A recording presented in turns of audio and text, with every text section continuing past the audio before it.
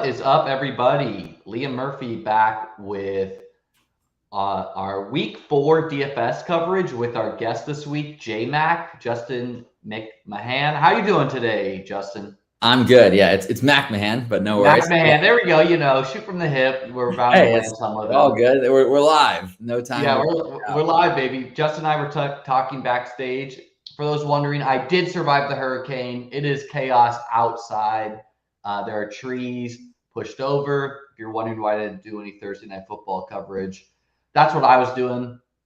Had a bit of a hurricane party. We were fortunate not to get blasted by it like some of the neighboring cities. But yeah, man, excited to jump into today's slate. And I think we should start the slate with Justin had a sweat last Sunday. This is in the $4,000 and $444 DK buy-in.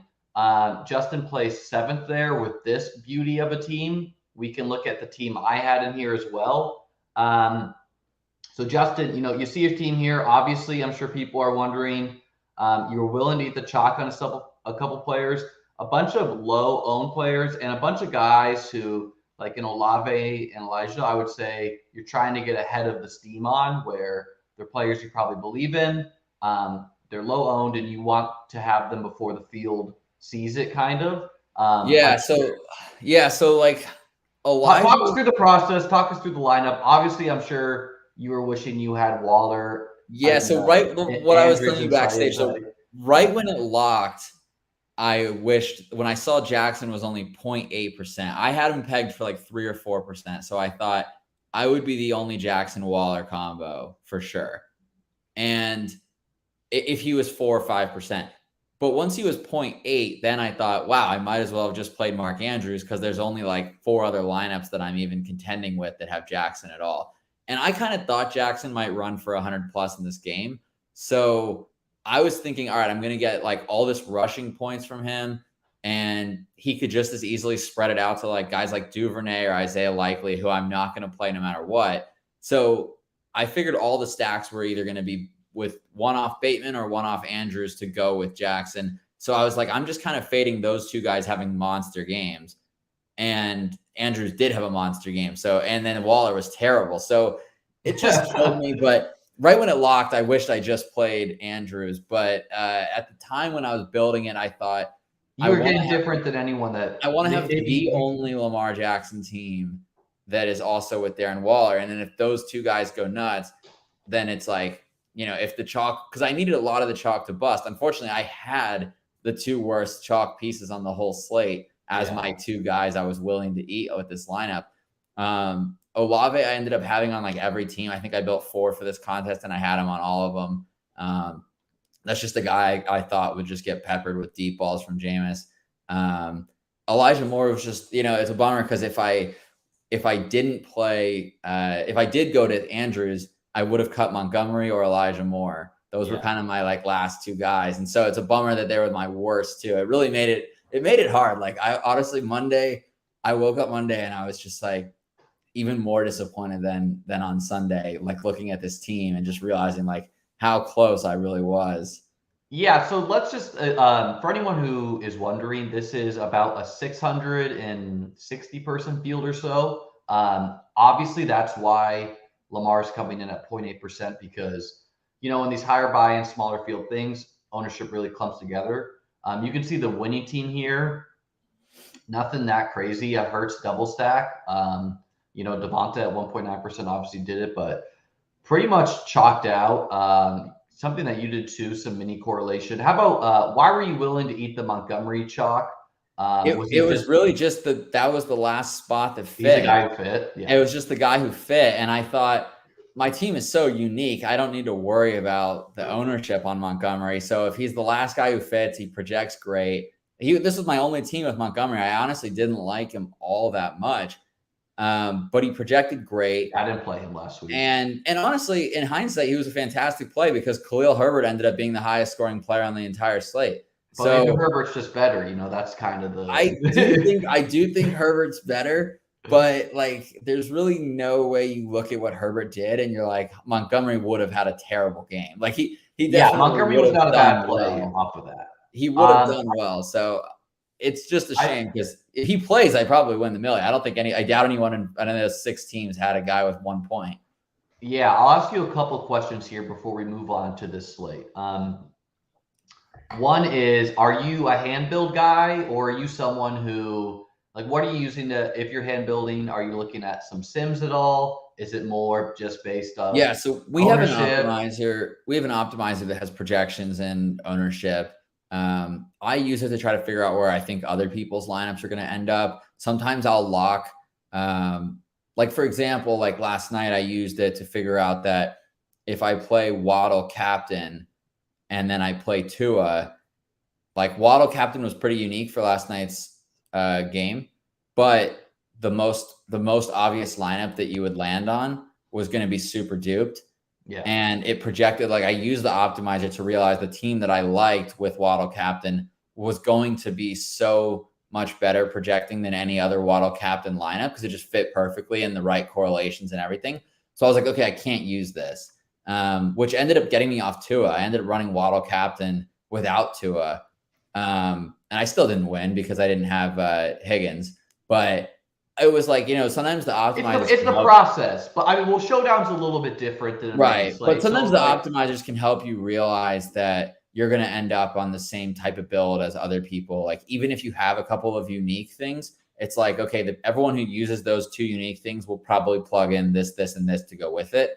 And so now all of a sudden you're not that unique, even though you have low ownership on a couple of your players. So just I hand build anything I'm entering at this level. If it's like a $20 GBP, I'm probably not hand building. If I have like 150, I'm definitely not. But anything less than like 5 entries, I am hand building them all. And the majority, like I'd say the optimizer a little bit. What was that? You're being led by the optimizer, and then you're making your hand build decisions. Yeah, I'm using it to see projections. I'm trying not to pick guys that are projecting horrible unless I have a good reason to. So I'm looking for guys that project pretty well, but look like they're going to be low owned, and then see if I can fit them in. Like, I thought Olave and Moore were very good plays. So, and then I thought Zay was as good a play as like Dobbs or Perriman. So was the Zay and James together? Was that just getting ahead of the Jaguars being a little bit better of a team, or is it just kind of some mini correlation you like to do? I think that there's more correlation than people think. People are so willing to use like 2 receivers from the same team, but they hate using a running back and a receiver. I do it all the time in best ball, but I what was that? I do it all the time for my best ball teams. Like, right. If the team is moving down the field, I mean, you can look at these guys, like they each only had 1 touchdown. So it's not like, and the team scored 5. It's not like I even ran good at all around the end zone. I actually ran terrible around the end zone. James Robinson got stuffed a couple times with the 1, and then they threw it to like Marvin Jones or something. Ooh. So I actually was close. James Robinson scored from like 60 yards out. I didn't even have any of the goal line sequences go my way, but you can see those 2 guys were still smash plays. So as long as the offense is moving the ball, your guys are going to be scoring most likely. So you don't necessarily need them to get all the touchdowns. And the Jaguars, I think, are pretty game script proof. They're willing to throw even when they're up by 3 scores in the 4th quarter. So here's my fish team in it, if you want to give your thoughts on it. Building it, I kind of just, with the Josh Jacobs, I was surprised he came in at 6%. I just was like, whatever, an illness is not like a serious thing. And so like I kind of felt good about that. The wide receivers, this is kind of just like best ball brain, if you would, where it's like, all these guys are like 3rd, 4th round picks. Really happy with the ownership I got on some of them, especially. Yeah, I do wonder if you and I are biased a little bit from our best ball rankings, but it might be helping. Right? Yeah. Is it good or is it bad? I don't know. I don't know. But I know some of these guys, I'm like there was a trade in my season long league. I sent this guy Juju for Olave, and he was like, this is insulting. And I was like, look, I wouldn't accept it either if I were you, but it's not insulting. Like Juju. No, there's some people who would jump on that. Yeah. Juju was like a 4th round pick, and Olave was like 8th or 9th. And it's like, ADP is not everything, but you have to assume ADP is like pretty market efficient. Nothing is really worse for Juju so far, other than that the pace the Chiefs offense is going at isn't great. But it's not like his situation has gotten a lot worse. He's still the number 1 guy in that offense. after Kelsey. Like, he's still the number one receiver. It's not like they came out and Sky Moore was actually the guy. So and I think he's got some bad matchups for him. I think he'll have better games ahead. I think so too. So I guess I have to hold on to him because no one else seems to agree. Talking through this team, I think I ran pretty cold. Obviously, Davis had a touchdown ripped out of his hands. The Bills also ran like they were just on the field the whole game. That game was so weird with the Heat, man. Like, people were coming in and out. Yeah, like Diggs didn't play in the end, and I needed some more points from him for that Millie. He was like he was like cramping. Josh Allen was cramping. Miles Sanders had something like 20 carries and could do nothing with it. Yeah. Like, with the exact game script, I thought, like, Eagles beating up. So didn't work out for him. Marquise Brown was a guy I drafted a lot in best ball and was convinced I would just martingale forever. I had Brown. If you find my other teams, the team I actually was most excited about, if you click on Find a Rival and search the human. Okay, so click on the one in 53rd. So this is actually the team that all day I was sweating. Like, I wasn't even really watching that top one because the only way that top one even gets close is if J-Rob and Zay combine for 50. So I wasn't even like really that interested in that team. This is the one I thought was going to smash because I was Eagles D. All I started out with was Mostert, who ran really bad, Olave, and Eagles D. So I'm like, I already have two pieces of a winning team here with Olave and Eagles D. And you have a low-owned – well, what you would have thought was a lower-owned Cup. I was surprised. I thought so. Yeah, I thought Cup was going to be under 10. I thought Murray Marquise would be under 5, which they were. So I'm like, this is a really unique stack. So this team actually had Zay Jones also, and I swapped to Perriman because I thought I should just get more optimal because I think this team has a real good chance to climb, but Kyler didn't get a single touchdown. But I thought Marquise would abuse Ramsey, which he did. I'll show you my I only put 2 in the contest. This is my other one, which I don't know if this team is good. It had a lot of correlation. It had the Samuel Sanders correlation. It had the Irv Swift one. I felt good about Swift as a play. So you're not like going double stack and not running it back with the Miami guy there. That's pretty unique because I feel like. Well, I just thought the Bills would beat and I played Bills D. I just thought the Bills would beat up on the Dolphins, and it kind of came to be that way where you didn't want a Miami piece. It's just the Bills didn't really get it done. I like doing unique stuff like this because I did score neck off of like the chalk Hollins. What was that? After he was leverage off of chalk. The Hollins chalk getting there in the fourth quarter killed me. So tilted. That was awful. All right, we should get to the next week. Yeah, all right, let's dive into a rabbit hole of how awful that. Those are just some shitty handle teams by me and Justin's almost win, but we're gonna win it this week. You or me, man. All right, so for those who don't know, we kind of just go game by game. I'm opening up with Cleveland, Atlanta. Vegas has this way more closer of a game than I thought it would be. I kind of thought the Browns, man, that O-line is road paving. And so I think that puts Chubb squarely in play. I think Hunt at lower ownership is squarely in play. Obviously, I'm a Marcus Mariota guy, a big key of my punt QB best ball teams.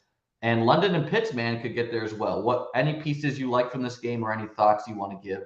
The guy that I will touch on that's so interesting to me so far this season is Cordero Patterson. Ooh. Because he comes out of the season not playing any snaps at all. 10 snaps into week 1, he's not been on the field for 2 of them. And Damian Williams plays 7 out of 10 and takes all the carries. And got hurt week 1, right? Well, right. So 10 snaps in, I have a lot of Patterson this year. And I'm thinking, those shares are dead. My Patterson shares are dead. And then Damian Harris goes down. And now I have Patterson because I had him as a last round keeper in my main season long league. And next year he'll be eligible for a 15th round keeper. So now all of a sudden, I want to trade him when Damian Williams comes back because I'm really concerned after what I saw from that Damian Williams, that first drive, that it looked like he was going to be the guy. But now all of a sudden, Patterson's getting 20 carries. Well, and it's Tyler Algier must not be ready. Yeah, the thesis of the guy was that like he would get like this week 1 usage is what we thought we were kind of getting, like these, but we've not been getting the targets. Algier had 10 carries the week before, and I think he was down to 6 and 1, so he's being phased in a little bit. But I'm with you there. So like you're saying Patterson's more of a fade to you, but any pieces you like? I think he's a long run fade, but I think right now he looks like a good play. Like I actually think he's a fine GBP play. I bet he ends up being like 5% owned again. And Njoku's probably going to be chalk, right? Is if he's practicing again? Yeah, there's a lot of cheap tight ends. So I just think people love this button, like the green opponent ranked 31st. Like when people are hand building. Yeah, I don't know if I've seen that. Like in the larger fields, I feel like ownership ends up getting swayed a lot by like what people do with the 150 lineups. Yeah. Because so many people are putting 150 lineups in that it's like the individual hand builders, like how much are they really swaying ownership? I don't know. I don't feel like people like, I think that opponent rank button might be overrated these days. Like maybe people value that less now because it's like everyone talks about it as like a fish thing to look at. Yeah, the field's getting sharper, right? What? The field's getting sharper, so they think so. Like I think that so you think it's like flipped itself. You can now right. Like I feel like the field wants to be sharper, so they actively avoid doing things that the dumb person would do. Oh, I do the dumb people's thing. I like to do the fading, like playing Lamar by himself. It's like there's a lot of research that says that you should never play a naked quarterback, and that is great to have out there because then people won't do it at all. And there's a couple of guys that you totally can do it with. Oh yeah, like Hurts and Lamar off, like they weren't part of. They didn't exist when that research came out. You know, right? This research goes back like 6 seasons, and there's only been it's Michael Vick and Lamar and Jalen Hurts. Like that's the only 3 guys that you truly would be like, yeah, those guys can run for 100 yards. Some seasons of Kyler, but we're not really seeing that. And Cam Newton actually was a guy that I would play naked also because he would just take all the goal line touchdowns. So then it's like, do I want his receiver who has 7 catches for 80 yards and no touchdowns? Like, I don't care. I could get that from somebody else. Like, it's not like you need that to win. So Patterson's a guy squarely in play for you. Running back overall is kind of ugly on this slate. We have got a lot of key injuries that, we're kind of jumping around here, but what are we doing with Jamal Williams? What are we doing with Khalil Herbert? They're 57 to 6,100 respectively. Yeah. Paying up to get unique is something you could always do on DraftKings. Right. I'm more inclined to find my low-owned guys at wide receiver and just play Herbert and Jamal. Yeah, same. What was that?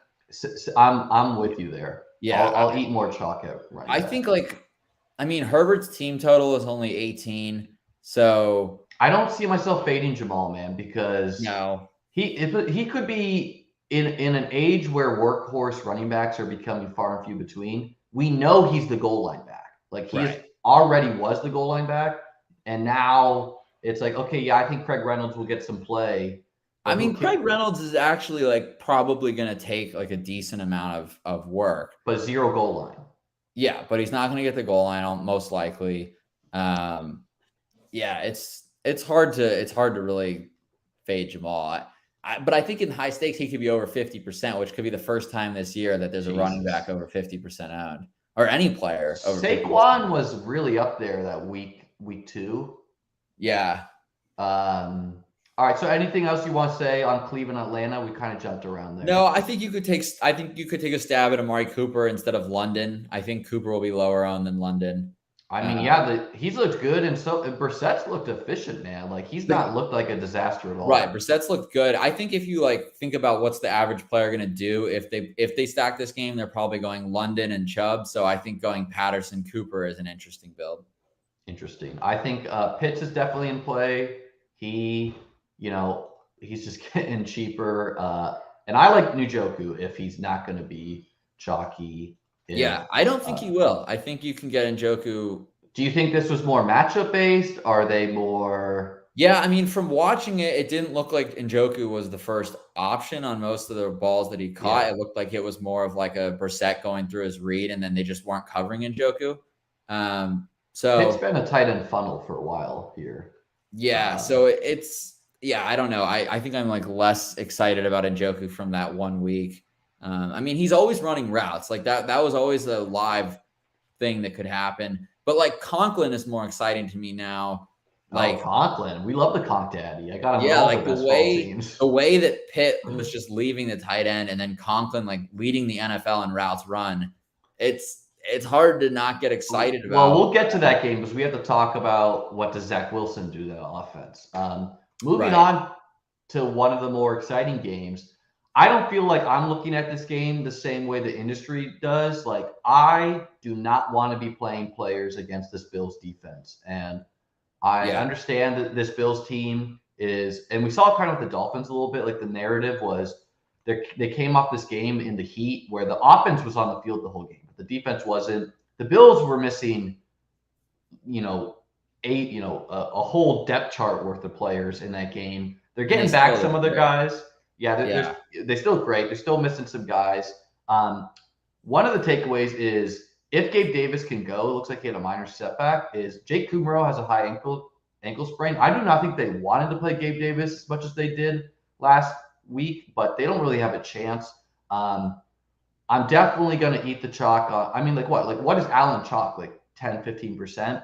I don't think it's not even that bad. Yeah, I don't think Lamar, like Bills historically, their defense has kind of shut down Lamar and contained him. I probably won't go back to Lamar this week. But Andrews is a question, like Andrews, Bateman. I don't know, just because he plays tight end. Like the Bills have a really good cover tight end, but I don't know. How are you feeling about the Ravens pieces here? Anything you want to touch on? Yeah, it's kind of a weird game. I mean, it's supposed to be like 15-mile-an-hour wind, rainy.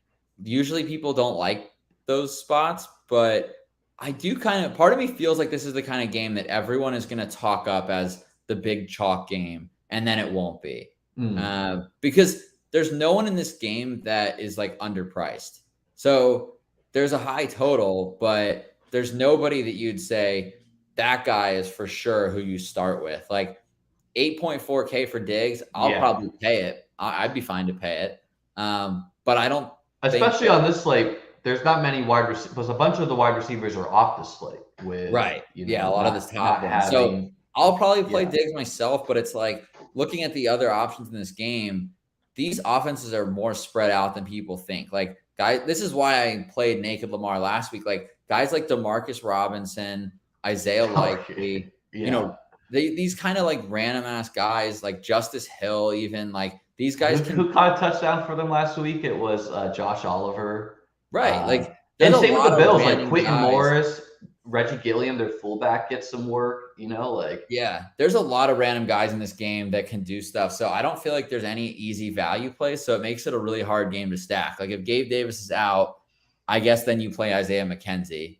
And I would say Isaiah Hodgins he's a guy who I've wanted to be. I've taken some sprinkles in best ball forever. I was taking some Khalil Shakir, but now I'm not feeling so good about it. Yeah, I mean, Hodgins just is like a 1-for-1 body replacement of Gabe Davis. Isaiah McKenzie, what kind of defense is the Ravens running? Because the lesson with McKenzie is if you run man defense, I sprinkled some McKenzie in like some of like the 3-3-3 because against man defense, it's just hard for anyone to keep up with him. Now, was he getting more work because the heat was forcing the offense to like rotate? Like there's questions like that. But Crowder last week is hard to go off of between the heat issues and the ridiculous amount of plays that they ran. It's kind of hard to use last week for much. What J.K. Dobbins? Any interest there? I don't think this is a matchup not for DFS. I'm really optimistic for my best ball shares that he can get stuff going and start working his way in, but I think they're going to slowly work him in. They've got Justice Hill there. There's no real reason to push Dobbins too fast, so I'm not interested in him. Last question on that game: if you had to play a skill position player that's not Lamar on the Ravens, who are you playing? Are you playing Bateman? Are you playing Andrews? I'd probably play Andrews. I'd probably go Allen, Diggs, Andrews, and just punt everywhere else. Like, that's kind of the only way. I don't think a lot of people are going to pay up at tight end this week. Like, I don't know. I kind of feel the opposite. I feel like people are going to be looking at the results and they're going to be like, Kelsey did it to us week 1. Andrews did it to us week 2 and week 3. I'm tired of it. I'm playing Andrews. Every week that it seems like people should pay up for tight end or will, they don't.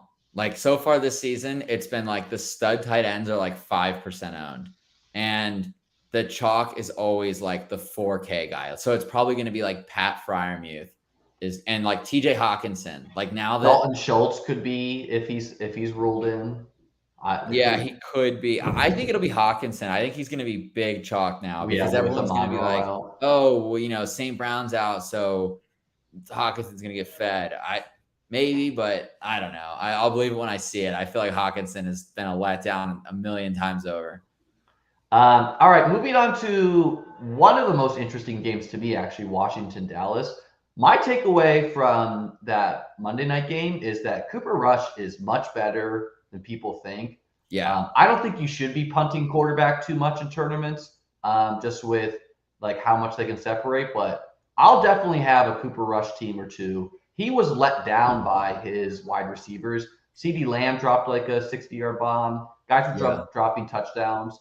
I think Noah Brown looks really good, but Michael Gallup is going to play, so that's going to complicate things. Doesn't seem like a great place to target Dallas players. This is a tricky game unless you're just playing CeeDee Lamb. This is a pretty tricky game. CeeDee Lamb. I think there's a scenario where you play Zeke. Like, I think that I was going to say that. I think both those. Yeah, Zeke. I think he hasn't shown his ceiling yet. Neither has Gibson. Direct leverage off of Jamal at the same price. Right. Yeah. I think both those guys offer decent leverage. I think Zeke probably offers more. I think people are really concerned about like Tony Pollard cutting into his role, but like, just like focus on what Zeke is actually doing, not worrying about. Well, both of them look good, man, on that game. They were just like rotating. I think one of the biggest mistakes people make is like they worry too much about what the other players at the same position are doing. And it's like, it doesn't really matter. It's just like the amount of guys on your team. Like, Zeke has had 15 carries 2 weeks in a row and he's running routes. Like, do you care that he's not getting targets? I would rather him be getting more targets, but it's not like Pollard was racking up targets either. Yeah. But I mean for like whatever. Let's pretend you're making one tournament team. Does this should we just be coin flipping in this spot where it could be Zeke, it could be Pollard, it could be CD, it could be Dalton Schultz. There's a lot of. He's definitely the best play. I mean, he looked good with Cooper. He looked fine with Cooper Rush. He's the optimal play here, but I think he'll be like 15% owned, and I think the rest of these guys will be like less than 5. Agreed. So, but I probably won't have Zeke like in my main team. If I built a bunch of teams, I would have some shares of him. Any Washington guys stick out to you? I definitely do not want McLaurin at these prices. This Dallas team has a really good pass rush. Perhaps that makes them have to target the middle of the field with Samuel Moore. Logan Thomas, after like a kind of chalk, week with him ownership wise, not really because Irv Smith was, but maybe he bounces back. Anyone really? It's probably just Samuel would be the guy that I'd be interested in here. Like, his role has been really, really solid. Gibson's like, Gibson actually averages over 16 expected fantasy points per game. So he's just not cashing in on his opportunities, but it's probably only a matter of time before Gibson has a big game. Yeah. I think this is a sneaky shootout game that you could, like if all the other slate crashes, if you just like stack up this game, maybe you could get there. Yeah. All right. This is one of the chalkiest plays of the year, probably in 6,100 Jamal Williams with no Amon-Ra, no Swift. Now, I will say sometimes we have these replacements and we're like, great, if we're plugging the replacements, the team will be fine. And sometimes what we see is what we saw with the Bucs last week, where when you're missing all your wide receivers, your team just fucking sucks now. And so, what does this offense look like without Amon-Ra? I would be remiss if I didn't point out I was a millionaire because of this game last year because I had the Amon-Ra St. Brown to Rashad Dollar, as we call him on the show, bring back. So I'm tempted to play Rashad Penny against the Lions for that, Week 17 magic last year in the Dome. Yeah. Give us your thoughts on this game and what are the Lions going to do without Amon-Ra? I guess DJ Chark is going to be chalky now, but he's not a direct fill-in for the slot. I don't even know who is going to be the slot guy there. How do you see this? Yeah, I mean, Josh Reynolds has looked pretty good. I think he and Chark are actually averaging like the same amount of expected fantasy points per game so far. So I don't know. I think like if Chark is chalky, to me, it's like, why play him when you could just play Josh Reynolds for 400 less and probably lower owned. So Reynolds and Jamal Williams are the guys I'm most interested in. I'm not a big fan of going to like the next biggest name. So like when Amon-Ra is out, it's like that would be Hawkinson or Chark. I like to go like one more spot down and say like, what if their roles don't change that much, but then Josh Reynolds gets more of a role or Khalif Raymond gets more of a role?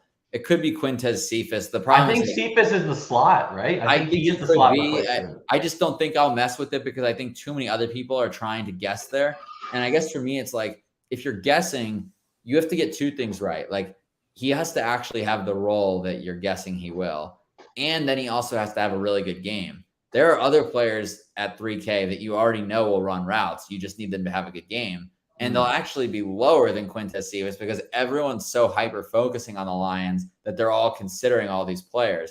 And there's lots of people out there that aren't even considering, running a guy like Chris Moore for Houston or like Nico Collins. Like those guys, like no one's even considering them at all. At least you don't have or to. Or Matt Collins before he was chalk, like the week before I played him. Just because he was on the field there's just a lot of guys. Like you could play like Alec Pierce for 3.9K. He'll probably be less than 1% owned. Like I'm just like, why guess on Quintez Cephas, who's not even going to be like less than 1% owned because everyone's trying to guess on the Lions receivers. Like you don't need to guess here. You could fade the whole team. You could just play Jamal Williams. Like how about the Seahawks side?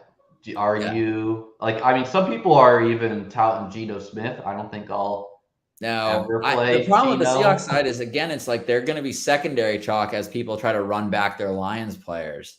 Like, people are going to run back like Jamal Williams. They're going to think like, oh, you know how I can make my Jamal Williams play? Well, and Travis Homer got ruled out, so maybe Penny and Walker catch some ownership because of that. Yeah, I feel like people will try to run back there because the Seattle total is pretty good. It's like 22. I think you're going to end up seeing double-digit ownership on Metcalf and Lockett as people try to run back their Jamal Williams play. And Lockett has like a good matchup. Attacking it. Yeah. I don't see myself playing any Seahawks. I have to make one Rashad Penny team. Yeah, you got to do it just for the brand. Yeah. I mean, Rashad Dollars how we won. Moving on to where I think this is Herbert is going to be the low-owned elite quarterback. So if you don't want to play Allen, you don't want to play Lamar, I think Herbert's how you could do it. Playing Eckler while Keaton is out is something I'm interested in doing. I would not do it when Keaton is back, but I mean, people are freaking out because he's not getting carries inside the goal line. He has targets of 10 and 8 in the past 2 weeks. Like what more do you want from a high value What's Keenan's status? Getting all those pass game work. He's out, ruled out. So is it ruled out by Keenan is officially out, ruled out. And so that puts Eckler into play for me. I don't expect him to really like do it on the ground, which is how you kind of do against Houston, but whatever. Give me a bunch of dink and dunks to him. I like Big Mike at 7K. I'll play some Herbert. Not as tempted into playing bringbacks from Houston, but if I did, I guess it's a little bit of Dameon Pierce. But he's not really like if they get down in this game, I don't know if that means they're just going to roll with Burkhead, who was back in a pass game. Everyone's all excited about Dameon Pierce because of last week, but I'm like, I don't know what his role looks like. When I was shocked he was chalk. I played him on one team, and when he was stat high owned, I thought, damn, I didn't want to play him as chalk. But then he ended up being great, so I can't complain. But I was pretty worried about his role like in a game where they fall behind.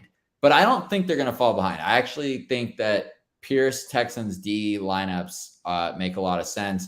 I think Rashawn Slater being out, like I think that he's the guy to me that has been holding this entire line together. So I think his absence, and this is not my original take, I should say this is Josh Roberts, our NFL manager at DFI. I was on the phone with him earlier today, and he's the one who told me, he's like, I think Texans D is a really good play because like this line is barely holding itself together, and this guy has been elite. So with him gone, I think if you say that makes me even more interested in Eckler, right? Like use some screens if they're going to have to just check it down a lot, I think. Mike Williams is going to get, man, what could have been, dude? He started that with like a touchdown in my Millie Maker team there, but he's going to get that rookie who is Derek Stigley, I think his name is, who is much shorter than him. So, I mean, look, he's always a very touchdown-dependent guy, which on a PPR site is a little scary. Yeah. But I would sprinkle some Big Mike and some Millie Maker type stuff. Yeah, I'll probably just pass the Chargers offense. I'll only make a quick case for the viewers on this Texans D play. So could go with that. So the Chargers have two guards that are getting pass block ratings this year from Pro Football Focus of 39.7 and 33.5, which is absolutely horrendous. Their center, Corey Linsley, has been good. He's got an 81 grade. And then their tackles have been okay. Slater's been very good. Pipkins has been okay. When Slater left last week, Storm Norton stepped in and had a 30.2 grade, which is just absolutely atrocious. Electric name, but not electric performance. Right. So now you've got three guys on this line that have just been absolutely horrendous in pass blocking. And I just think that's too many. Like, I feel like two, it's like, and the two were spread out from each other. So I feel like you can kind of patchwork it, but I think this line is just about to be in shambles. And I'm not optimistic that they can handle. Well, that makes me less interested in Big Mike because he kind of needs the pass protection to get down the field. Right. I think I don't think Big Mike had a target after Slater left the game last week. I could be wrong on that, but he ended up with 6. But that Jaguars pass rush is no joke. Yeah. So the game script was perfect for Mike and Eckler, and after Slater left, it just seemed like Herbert never had any time and their drives just stalled. So I kind of do like playing Pierce and going back to Pierce one more time because I think the narrative is that he'll be bad in a game where they're trailing and they're projected to be trailing. But I don't know if that makes sense from a DFS perspective or if I should just bet Houston money line. Yeah, I mean, that probably makes more sense. Sometimes I end up doing that. I talk myself out of a DFS play because I realize I should just bet they're over, or I should just bet the money line instead of playing a 10% on Dameon Pierce. Well, we got to talk about Josh Palmer and Everett before we move on too with Keenan. What do you think of them? Both of them are seeing huge target numbers with Keenan out. I'm inclined to think that Josh Palmer is a pretty good play because he kind of sees a lower ADOT, kind of directly steps in for Keenan when Keenan's out of the lineup. But, and if the line is in shambles and he needs to get it out quick, I think Palmer is a play. I don't know. Everett's getting expensive. My idea is I rarely want to be paying up for these 4K tight ends that become chalk. I'll just take my chances in the 2,500 range or pay up to the elite range. I don't know. What are your thoughts on those two guys? Yeah, I'm not wild about them. If I'm looking at week 3 expected fantasy points for the Chargers, and it was just too spread out for me. Williams 10.2, Palmer 8.7, Everett 9, Eckler 10, DeAndre Carter 7, Michelle 4, Guyton 5, Kelly 3. This is just Xander Horvath got involved. It's just too many guys here that it's if they're going to spread it around this thin, then I just don't see a lot of GPP winning upside if they're not going to funnel it at all to anybody. That's fair. All right, well, let's pick up the pace here so I can make sure I don't take up all your time. Okay, yeah. This game, I think, is, it's not that interesting of a game. Tennessee versus Indy. Give me one play you like from it. Obviously, Pittman is like these target numbers he's seen when he's playing is crazy. And I would also say Treylon Burks, just like your Elijah Moore play, is a guy I want to be ahead of the field on for when it happens. Yeah. He was up to, I think, full route participation last week with Kyle Phillips ruled out. But other than Pittman and Burks, you paying up to Taylor, I think, again, that these 30-point games will be coming. So paying up to get different on him is always viable. I'm almost never going to pay up for Derrick Henry. It's just not what I'm going to do on a PPR site. I mean, great. He got there on a really ugly, a crazy slate last week. That was the true GPP bro slate last week with every chalk failing. Don't remind me that I missed my chance. After week one, man, week one was chalk city and I got slaughtered. And then I don't know, I guess guys like Hines are always in play. And you mentioned Al Pierce, he's a talented guy. I drafted a lot in best ball. Any of these Pittmans, Burks, things. I'm not wild about it. I always tell myself maybe I'll pay up for JT, and then I just end up liking somebody else more. Yeah. So I'm realistically not going to touch this game. I mean, I like Pittman, I like JT, but I probably won't have anyone. That's fair. Another ugly game that we won't have too much to say on. Well, Herbert. Herbert's pretty relevant. We have to talk about the Khalil Herbert chalk. We have to talk about, I think if two people do pay up, Barkley will be squarely in consideration, especially with every Giants wide receiver is ruled out except for Richie James and But Richie James is the play. I mean, I think he ends up pretty chalky. I think. Oh, for cash, yes, but there's no Shepard, there's no Tony, who I think is their best wide receiver. And I would say Bellinger, if it makes it fit for you, I don't know, man. The pace of this game. You could play David Sills at 3K. There you go. That's an option. I wouldn't really get excited about Kenny Golladay.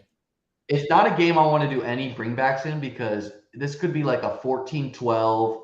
Both teams are just running it 50 times. It could be ugly, but I think a Herbert, Richie James stack of this game is as far as I would go. But I think for cash, I probably end up doing it. I probably do have Herbert and Richie James because they're just cash, yes, but they're just too cheap. That's different. Yeah.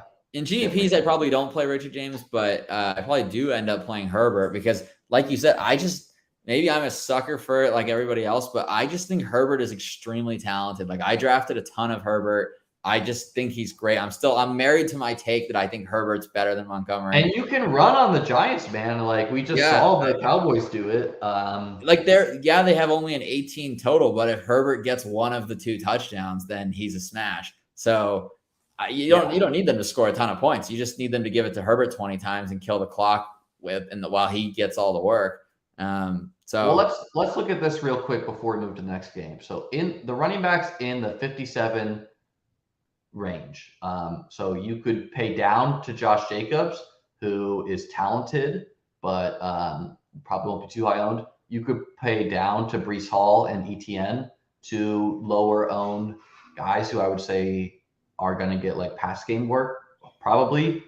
Stevenson and Harris, and then close to him, but a little expensive, you have people like Miles Sanders, AJ Dillon, Devin Singletary, who I guess we should also say is in play.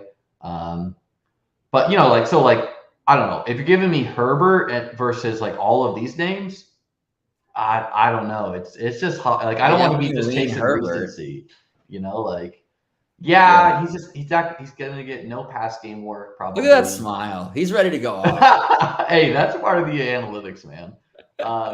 Moving on to an interesting game where I think the Eagles are emerging as Super Bowl contenders, NFC, some of the favorites there. The Jaguars are a much better team than people expected. Yeah. The usual narrative of how to attack the Eagles D is in the middle of the field. So that puts Kirk and Ingram in play for me. I do think ETN at 54 is a guy who eventually, hopefully is going to see more than like 3 targets a game. Obviously Hurts and AJ. I think AJ Brown is still too cheap for what he is. So I really like AJ Brown if he's going to be like not as high owned as someone like Diggs. But how you see this game? And I think Zay is questionable, and he is, and Boston Scott's out, so that puts more work on the plate of Sanders and etc. Yeah, the Zay Jones injury is just devastating to me because I got a lot of best ball too. I love playing Zay Jones. I just think he was such a good pick this year, and he practiced in full on Wednesday, and to then all of a sudden completely miss practice on Thursday with an ankle injury. That is really bad news. So he was going to be in my cash lineup. He was going to be in my optimal GVP lineup. I will play Zay Jones every week. Like, he's the man. Like, he's still underpriced. He's still underowned. I can't say enough good things about him. So I'm like, I'll be devastated if he's out. Because I'm like, as of Wednesday, when I started building for the week, there was absolutely no inclination that he would miss the game. He was fully participating in practice. There was no reason to worry about him at all. So now I've got to rebuild and play Richie James instead. I mean, that just sucks. Like, tough break. But I mean, you probably end up going more Marvin Jones now. I think this offense is fantastic. Like, I think Jacksonville is a really good team.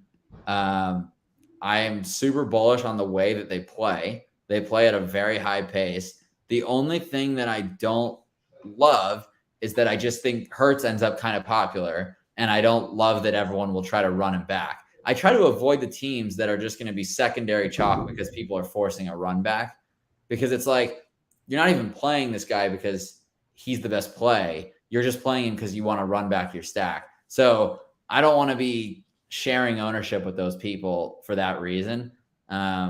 So I don't know. I could go back to James Robinson again. I think he'll probably be like less than 5% owned again as people continue to sleep on him. I don't know what more this man has to do to convince people that he's the guy to have in Jacksonville. 3 to 6 more weeks of these box scores, and the field will start playing him as well. I mean, look at him. What is he like? Is he the RB1? It feels his like salary's getting up there low at 64. Any of these? Does AJ Brown stick out as this price tag, or really anyone you're getting sticker shock on? I don't know what to do with this Eagles offense, because I just did not project them to be this successful passing the ball. And I don't know now. It's like, do I adjust my expectations to meet them where they are, or do I continue to expect regression? And typically in these scenarios, I will probably, maybe to a fault, wait for regression. Unless they're not chalky, I'll adjust quickly if they're not chalk. But if everyone is flocking to them like this Eagles team, I don't know. I don't really want to adjust my projections to start giving Jalen Hurts like 300 passing yards a game. When I just never thought that was in his realistic range for the season. This is not how I saw them doing it either. Like, for best ball purposes, I drafted a lot of AJ Brown, but I thought he would be the target dominator. I drafted some of Devontae Smith. I did not draft as much of Goddard, who I think Goddard at this price tag is squarely in play. Like, he needs to fall in the end zone twice probably to make it happen. But Jalen Hurts is not. These really long touchdowns. I'm just like, how sustainable is this? Like, 3 weeks in a row, he's had a touchdown of 45 or more yards, or a completed pass of more than 45 yards. And I'm just like, he's good at those, but I don't know. I'll kind of like. I don't know if your internet's dropping a little bit or mine is. I think. Can you hear me now? Yeah, I don't know if that's on my end or. Okay, I'm not. Maybe someone in the chat can let. Perfect. I'm getting you clearly. Okay, then maybe that's just on my end. There is a hurricane that happened here, so service, I have no cell service. So it's probably more likely you with a hurricane. Probably me. We'll push through to the next game here, see if we can finish the show before that happens. Jets versus Pitt. I think this is a very interesting game, and one of the games where people don't know what this Jets team is going to look like at all. Deontay is Deontay and Lamb are two of like the cheapest elite guys who you look at their target totals, it's outrageous each week. What is the Jets going to look like with Zach Wilson at helm? Some people think it could be the rebirth of Elijah Moore now because Zach Wilson was an Elijah Moore guy. I like Deontay quite a bit. How do you see this one? Yeah, I like the tight ends here. I think that Freiermuth and Conklin are probably two of my favorite tight ends on the slate. I don't know what happened in this Cleveland game. Like, I don't know. Didn't use him at all. In fact, he wasn't doing anything until the very last drive of the game. Yes. He had both of those catches. He had 0 going into the final drive. Yeah, and he went off that, like, it's like, okay, they finally used him. And it's funny because that final drive actually got me winning the Thunderdome and like got me like winning like a ton of money. And I was like, man, that went great. And then they did that stupid lateral shit to give the Bills a touchdown, and it knocked me out of the money. And the worst part is, after they got that first down on 4th and 1, I turned the game off and I took my screenshot, tweeted it, was like, good slate, everybody. And I started watching a movie with my wife. I completely stopped watching the game. And then like 15 minutes later, someone was like, yo, did you end up winning on Draftkings? And I was like, yeah, it was great. Ouch. And they're like, no, but did you win after the last play? And I was like, what are they talking about? So I opened the app and saw that I had $0 in winnings. And I was like, what in the world? So that's a tough beat, man. You're going to come on the other side of those. Yeah. Eventually one of these ridiculous endings is going to be the other way where I'm like, oh, I wasn't cashing and now I am, but it's been a while. So I think the popular opinion is that Wilson is worse than Flacco and that the weapons will suffer because of that. Yeah. If that opinion is wrong, though, you may be able to get ahead on Zach Wilson with an offense that has pieces. So what do you think about the Zach Wilson Jets, and why do you like the tight ends? Yeah, so I just like Conklin because of just his sheer volume of routes. I mean, he's supporting all my 555 best ball teams on DK right now. I mean, he's helping me a lot. That's my late round pick. Uzama only ran 13 routes last week. Conklin ran 43. He's been a little banged up, right? Uzama too. Yeah, he's been banged up. But Elijah Moore, I mean, he ran 55 routes last week, so he's the top guy there. People are really excited about Garrett Wilson, but he only ran 38 routes. Like I would still rather bank on Moore in this spot. Like you said, he was Zach Wilson's guy. Zach Wilson has not played at all with Garrett Wilson. So I think projecting Wilson like significantly above Moore here would be a mistake. None of them project to be highly owned at all. I think I might go back to Elijah. I mean, I played Elijah Moore on that Millie Maker team that lost. So obviously I believe in him. I'll probably go back to him again to some extent this week. I don't know if it's my main team or what, but 4.8K for a guy getting back his QB that used to force feed the ball to him. It's the kind of spot where it's like I could go like a Moore Conklin stack and run it back with Najee and like not play Zach Wilson with it, just like play those two guys. Oh yeah, just I that's the type of team that I am kind of like really liking this week. What about the Jets running backs? I just don't want to mess with it. It's changed every single week. Yeah, so it's weird. We need to whatever you think is going to happen. Every week has been different. So I will say, if you're building $20 Millie Maker teams, Breece Hall's a guy I want to be ahead of the field on. It will eventually come. I feel you're gonna have some painful weeks, but I mean, he should get there. He's not doing it how I thought he would be doing it with like 9 targets, 11 targets. Like, who could have thought that he has 21 targets through 3 games? And we're like, oh no, stay away. And he has a game with 1 too. I mean, yeah. And the Ty Johnson usage every now and then just kind of comes out of nowhere. I know Najee Harris is $600 more than Jamal Williams, and we're like, oh no Najee. Yeah, that's interesting. You're right, because Najee will probably play more snaps than Jamal Williams. Yeah, and he'll get it. Like, look, he's not a guy I took a lot in best ball, but he'll eventually fall in the end zone twice a game, he gets targets. Like, there's no script that rules him out. Like, he's pretty Jaylen Warren, though, looks electric. He's a guy came into he does look good, but he's getting a normal amount of backup running back volume. He's not like the Tony Pollard to Najee's Zeke, But he's not. But he doesn't play nearly as much. Yeah, not yet. but we'll see. But he could get there. Yeah. All right, Arizona versus Carolina. I started this week being like, this is the CMC week. I'm going to play for CMC. Now, CMC got banged up, so that puts a question on that. The other problem is, man, these Panthers are looking Bears-esque with their, how slow they're playing this game, how few plays they're running. Their offense sucks. I don't know how you can play anyone on Carolina other than CMC. Maybe not even CMC. Marquise Brown popped up out of nowhere with an injury report. That is not what we like to see. Rondale Moore. That's a game that it's like I'm tempted to just totally ignore it, but I think a lot of other people will probably do the same thing. So I don't know though. I mean, McCaffrey always has some ownership. The Panthers are 2-point favorites in this game betting wise when I did my betting show. I think that's fair. I think I was shocked. Like I don't think it's wrong because they do have a good defense and Arizona sucks. I know, but like Rondale Moore.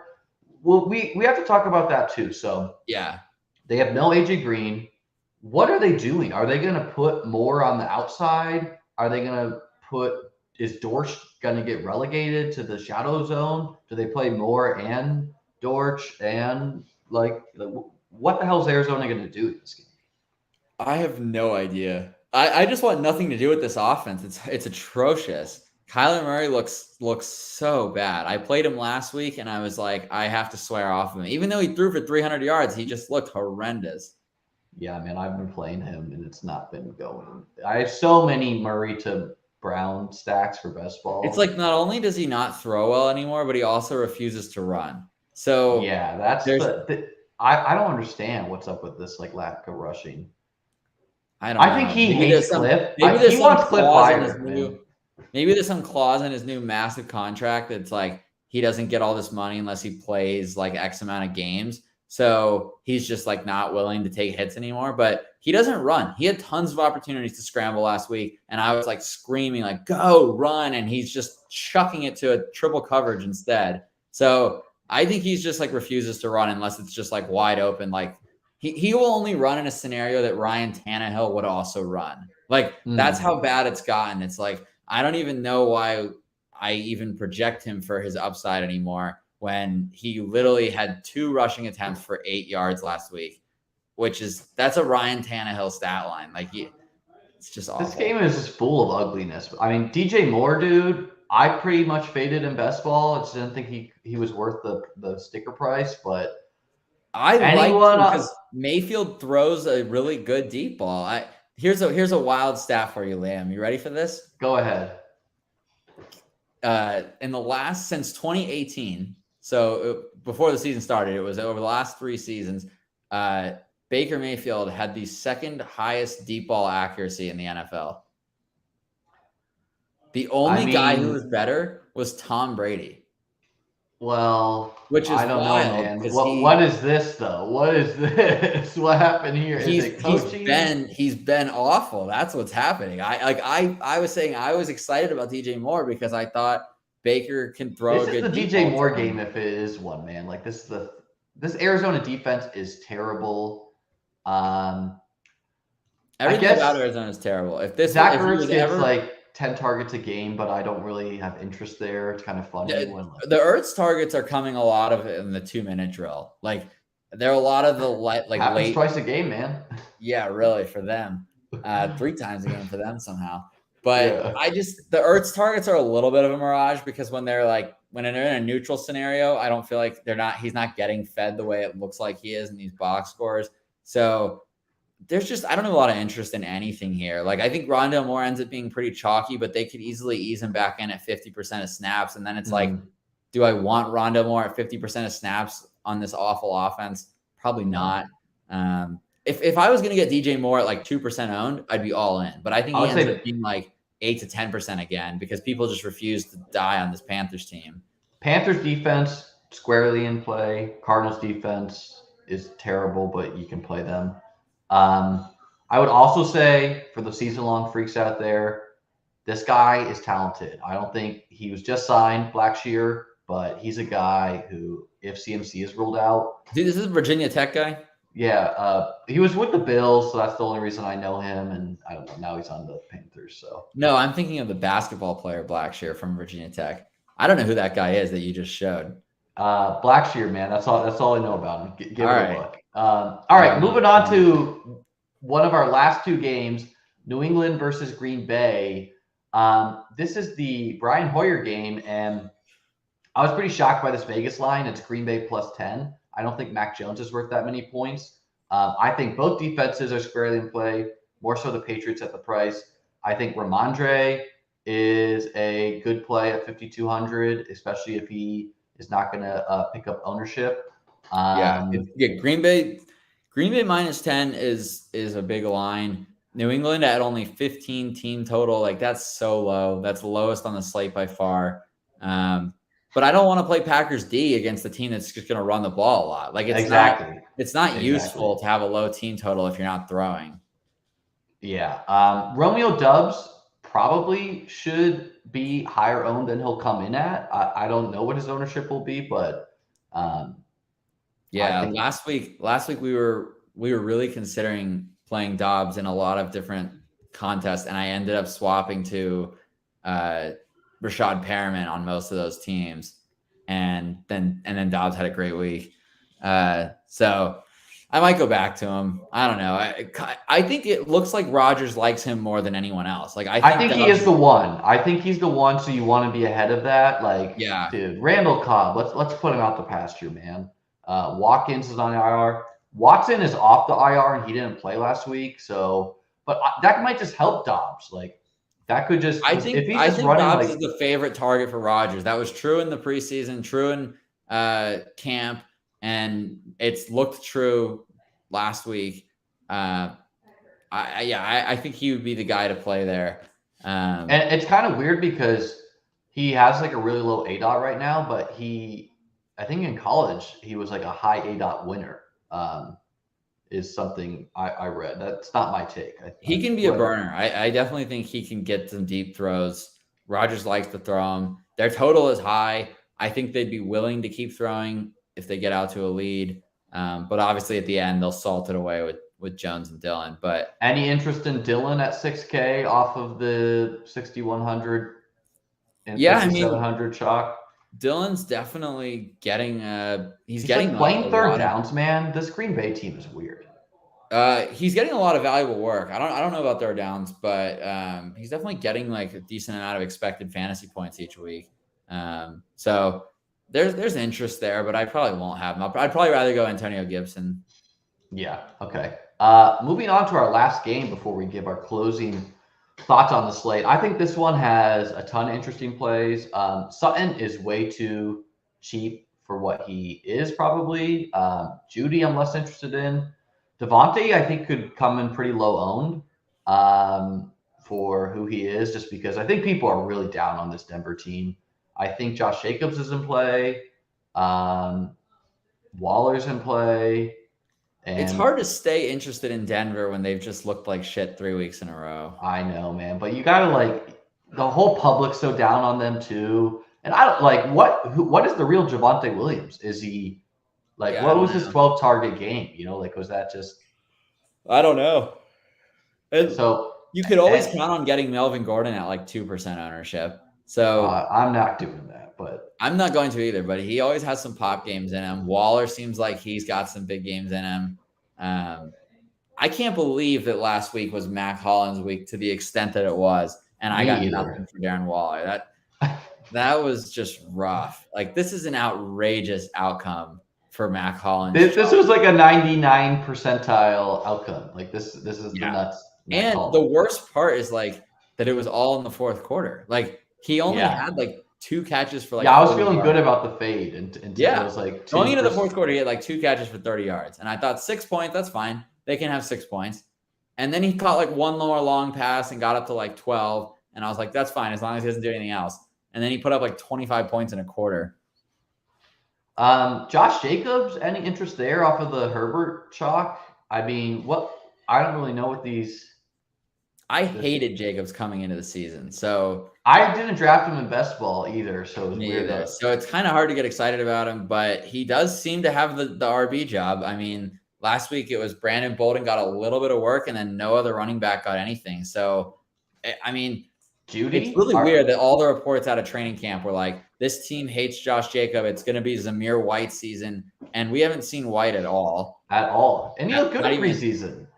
What? He looked good in preseason. I know. I don't know how we're seeing so little of him. But yeah, Jacobs is fine. I mean, he's pretty clearly the goal line back. He's out there for 30 pass plays a game. There's a lot to like about Josh Jacobs. So his pass blocking is atrocious, though. At any moment, I feel like that could cost him snaps. But Judy, like, do you think he's too cheap for what he is, or is he not what we thought? I think so. I thought Judy went into last game a little banged up, didn't he? Yeah. I think that Judy was the guy that I thought could be the better of the two between him and Sutton entering the year. So I'm not ready to give up on Judy yet. I think that he still has some big games in him. I can't believe that this Broncos offense is going to be this bad all year. Yeah, like I don't think I didn't draft as much Broncos in best ball because I knew Hackett had the potential to be a dunce, and I knew that Russ was closer to done than alive. But if the whole DFS community is thinking that, then I'm with you, and I want to, I could totally see this being a Russ double stack week, because I don't know, Las Vegas has looked disastrous, right? Like they're 0-3, they're awful. This is kind of a must-win game for the Broncos. Not that I like to build for that narrative, but it's just like Russ has got to start airing it out. Like, you got to start throwing downfield and making plays. But I don't know. It's rough looking at the game logs, man. It looks so bad. It's real rough. All right, well, let's get out of here by doing a couple of things. One, I like to ask this question at the end. Give me your lowest owned player that will be on the $20 Millie Maker team at each position. I see you tweet that. Yeah, it's a fun question, man. It's a good question. Yeah, I know. Yeah. It's fun. Let's go quarterback. You first. Who is the lowest? And obviously, it doesn't all have to be on the same teams. We're given different positions. Right. So we're just kind of spitballing guys. Low-owned guys who could hit a ceiling. Yeah. I would say Jacoby Brissett is a guy who I think will be less than 1% owned, who I think has potential. Aaron Rodgers probably more realistic. I mean, that's the thing is, like, you can say some stars here, and they're going to come in at less than 5%. I think Rodgers ends up cut like 2 or 3% owned, and I think he has potential to win GPPs. Absolutely. I'm going to go with Cooper Rush. I just think this Washington team, you can move the ball against. If his wide receiver, he now has Gallup, so he has more firepower in theory. As long as they don't do it on the ground, Cooper Rush could get there. Running back, start us off, J-Mac. Who do you like to be sub 5%? Let's just say, whatever, rough. Yeah, I'll give you like a 1% owned guy. I'll just go right back to James Robinson. Boom. I think that he's firmly entrenched in this RB1 role, and no one wants to believe it. Eagles defense has looked really good, so I think this is the spot that people are like not going to be interested in going to J-Rob at all. But it's possible Jacksonville is just a lot better than people think. And do you think the Jaguars, if they had their chance, like, I don't think they're trying to shoot out with the Eagles. Like, I think they would try to. I think that they would rather, probably grind out their possessions. I mean, their throw rate has been good. It's just they just have run so many plays because they're always out there. They're always picking up first down. So if he's the goal line back, he's a threat to get put in 3 on the ground every single game because that team will move the ball. Like, he ran bad last week. I'm trying to tell people, like, he actually, like, I watched that game. I was sweating the Millie. I watched every play, and he didn't run good. Like, he really had opportunities taken away from him other than that 60-yard touchdown, which, of course, that's running good. But there's upside for him around the goal line that he hasn't even realized yet. I am going to, it's hard at running back this week, but I think I'm going to go with Zeke, man. Like, I like that. In an ugly running back slate, obviously can't be Rush and Zeke, but it's one or the other. And in an ugly running back slate, if you can get a running back to get you like 25, like you're separated from the field a little bit. So whatever. Zeke punches in a couple here, get right game. All right, on to wide receiver. Who do you like, J-Man? Yeah, I'll knock out my wide receiver and my tight end picks at the same time. I'll go Elijah Moore. I'll go Elijah Moore and Tyler Conklin. Boom, same team. Run those doubles. The more with the Zach Wilson bring back. Okay, I like those two guys. At wide receiver, I think I gave McKenzie last week, and so I just don't know if Gabe Davis is playing right now.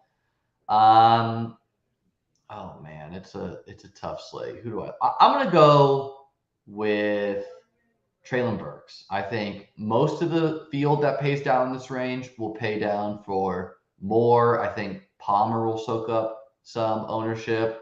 I think maybe Noah Brown will or Gallup will. So maybe Treylon Burks goes under owned, has the red numbers there. So I'll go with Burks. And at tight end, since you gave us your tight end, dude, tight end is an opportunity. You can say any name, they will be low owned pretty much. Yeah. Give me Logan Thomas, man, and a little one-off in that game. I'm a Logan Thomas stan. Ugly game last week, but if we can get more in like the 6 target range, falls in the end zone twice, and then defense. Any lone defenses that tickle your fancy? Yeah, I don't know. Defense ownership can be tough to predict outside of the top, couple of top owned ones. Sometimes I'll think a team is going to be like 5% and then they're like literally 0. And I'm like, oh, I should have played them. But I would say Texans. I think Texans D ends up 1 or 2% owned. Like we talked about, that Chargers offensive line might have way more issues than people think. So I think that's a fun contrarian one that's also not going to cost you much. For me, I think something that's sharp with defenses is usually paying up a little bit on tournament teams in like the 3,000 plus range, because people just don't want to do it. They can find like it's the place whenever you need more salary, which you inevitably will need more salary. You end up pulling it from defense and tight end usually. So that's how that 4K range ends up so chalky, because everyone's like pulling down to those 2K defenses and 4K tight ends. Yeah, I mean, and there's a lot of defenses to like this week. The Texans, the Patriots, the Jaguars defense has been actually good, even though it has been. Matchup. It's been very good. So I'll give me the Buffalo Bills against the Ravens, man. This Bills defense is lights out. If they can get a pick or so, they still have the pass rush pieces, even though they have inexperienced safeties and whatnot. So give me the Bills D. Maybe we can catch some magic there. All right. 2 things before we get out of here. 1, tell the people what you have going over at DFI. Do that first, please. Yeah, sounds good. We've got an app that we think is the best for sports betting and fantasy sports players. When you download it, you get 6 weeks of free access to everything that we do. Do you got like a website or something I can post on the comments here? Yeah, dailyfantasyinsider.com. Dailyfantasyinsider.com. Highlighting that on the screen for you guys. Cool. Yeah. So you visit that site. There's a cool landing page that kind of gives you a QR code that you can scan to get the app, and check out what we've got for NFL this week. We cover every showdown slate. We try to tell you who the contrarian edge is going to be in every game. And every week for NFL, we break down all the players, give them grades for cash and GPP. And then we also always try to highlight one thing that we think gives you a unique edge in GPPs. So we're not always right, but we've got a big team analyzing stuff, watching film. So we're grinding as much as we can to try to find those edges. So I think it's one of the best apps. So if you use it for 6 weeks and then you cancel and don't pay anything, that's fine. But just leave us a 5-star review in the app store and we'll be all good. Make sure to check that out, guys. And then last question. What would be your closing thoughts for the slate for either how to build unique teams? Do you want to jam one expensive running back? Do you want to jam 4 wide receivers? How do you feel people should be attacking this slate? Yeah, one thing I'm liking lately that doesn't seem very popular that I did last week is running that James Robinson, Zay Jones stack. Running a two-player stack without the quarterback. With no bring back too, right? I didn't do a bring back. No. Yeah. And then you don't need everything to go perfectly. I thought that game would be more competitive than it was, and they slaughtered the Chargers, but it's fine. So, I like running instead of people love to do one guy from each team. Yeah. Try doing the two guys from one team, and you'll find that it's more unique and it actually requires less things to go your way. Like that Bills Dolphins game, like there's going to be games like that where one team runs like 80 plays and the other team runs like 40. So having two guys on one team, they could both easily get there. I should have been rewarded for that, man. Those Bills. You should have. That's a ton of plays to not have your guys. Diggs and Davis doing nothing when they run 90 plays is absolutely ridiculous. Yeah, I would say some guys that fit what J-Mac was saying would be people like Gibson and Curtis Samuel. Right. People like A.J. Dillon and Romeo Dobbs. And like you could get like CeeDee Lamb and Zeke is another one where it's that's one actually I really like there because you're like, because both of those can get there with the quarterback not being a piece you need as well. And like if most people that play like Zeke and Lamb won't be that commonly played. Najee and Deontay. Yeah, that works. Most people that do that are going to put Gibson there or they're going to put Samuel there. And it's fine to do that. I don't mind the run back if you like the play also, but don't force it because it's going to be more common than not that people are going to play the run back. So just running the two guys by themselves is pretty unique. Instinctually, I would say not to do that with a chalk running back, but maybe it's fine if the running back is so like, I don't know, if we go to the Bears, like this is a real gross team to do it with, but I don't know. I guess Herbert to Mooney, like oh god, Mooney's got to be somewhere there, right? Mooney got dropped in my main season long league, and then he got claimed for like $3 on the waiver wire. Boy! And I was like, that's where we're at now. Like I didn't even bid on Darnell Mooney. Like that's just gross. Mooney's gonna be sitting at 3K in 2 weeks, and people are not even gonna remember who this man is. He has like a 30% target share. Like. It's just worthless because they never throw. All right, guys. Closing thoughts for me is probably jam 4 wide receivers, and if you are going to be eating both the Herbert and Jamal chalk, you got to get unique. So either game stack like one game and just hope that the rest of the games fail, or find a way to get a couple 1% owned guys on your team because there's plenty of guys that, for those people that were out there in the best ball streets with me, plenty of people like Zay Jones, like I drafted a ton of Zay Jones and they go unowned in DFS. So guys, hit the like button, hit the subscribe. I'll be back Sunday morning with, I don't know, an hour or so of just start sits and whatnot. Hope you guys enjoyed this broadcast. Make sure to check out dailyfantasyinsider.com. Peace